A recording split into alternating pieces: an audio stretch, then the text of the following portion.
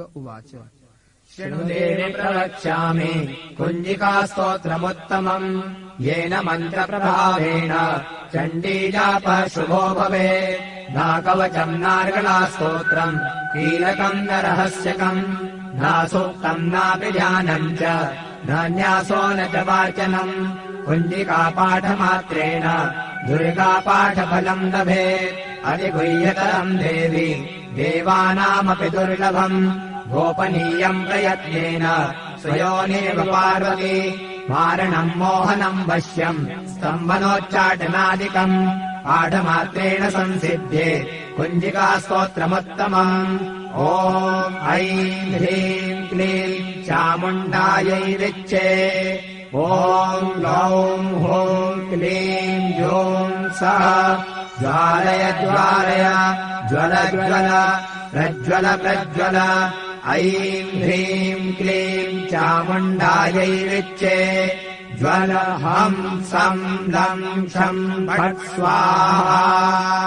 नमस्ते रुद्ररूपिण्यै नमस्ते मरुमर्दिनि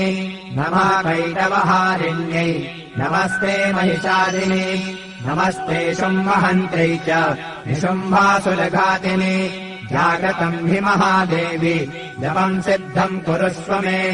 ऐङ्कारी षष्टिरूपायै ह्रीङ्कारी प्रतिपालिका क्लीङ्कारी कामरूपिण्यै बीजरूपे नमोऽस्तु ते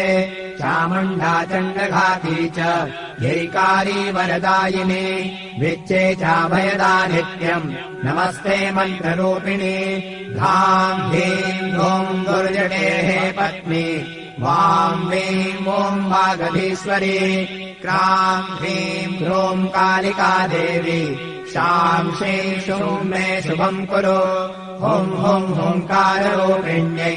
जम् जम् जम् जम्भनादिनी ह्राम् ह्रीम् ह्रूम् भैरवी भद्रे